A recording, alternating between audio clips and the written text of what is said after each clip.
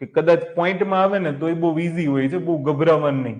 આપણે એક રકમ લખીએ, ફોર એક્ઝામ્પલ 6.6 નો ક્યુબ વત્તા 3.4 નો ક્યુબ, અથવા તો જુઓ એ લોકો તમને આવું આપી શકે છે 6.6 ગુણ્યા 6.6 વત્તા 3.4 ગુણ્યા 3.4 ડિવાઇડેડ બાય, બરાબર 6.6 અહીંયા 3 વખત કરજો 6.6 એમ, અને ઉપર 3.4 એ 3 વખત.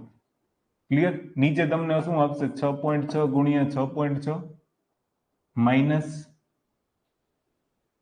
અહીંયા આપણે લઈશું 3.3 ગુણ્યા 6.8 વત્તા 3.4 ગુણ્યા 3.4.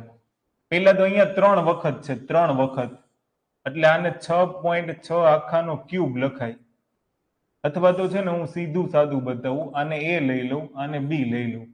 3 વખત છે એટલે એ નો ક્યુબ, પછી આ બી છે તો વચ્ચે વત્તાની નિશાની, 3 વખત છે એટલે બી નો ક્યુબ. હવે તમે બધે અટવાઈ ક્યાં ગયા એ પદ હું તમને બતાવી દઉં. આ તો તમને ખબર પડી ગઈ કે એ સ્ક્વેર થઈ ગયું. પછી આ માઇનસ પછીના બે પદ શું લખવા એ ખબર ન પડી, છેલ્લું પદ પાછું ખબર પડી ગઈ બી ક્યુબ થઈ ગયું. હવે અહીંયા ક્યાં તમે અટવાઈ ગયા ખબર? કે અહીંયા 3.3 છે, અહીંયા 6.8 છે, અહીંયા 6.6 3.4 છે, કે આ 6.8 છે ને 6.8 એને શું લખાય? 2 ગુણ્યા 3.4 લખાય. યસ. હવે આ 2 છે ને 2 એનો ગુણાકાર હું કોની સાથે કરી દઉં? 3.3 સાથે. તો 6.6 ગુણ્યા 3.4 થઈ ગયું? તો કે હા, તો એ અને બી, તો એ બી થઈ ગયું. તો હવે શું આવશે?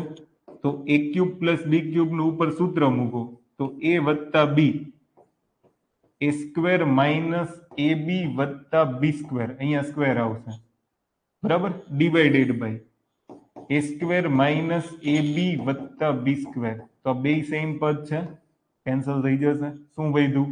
એ પ્લસ બી. એ એટલે કેટલા કન્સિડર કર્યા? 6.6. બી એટલે કેટલા કન્સિડર કર્યા? 3.4. બે નો સરવાળો, જવાબ 10.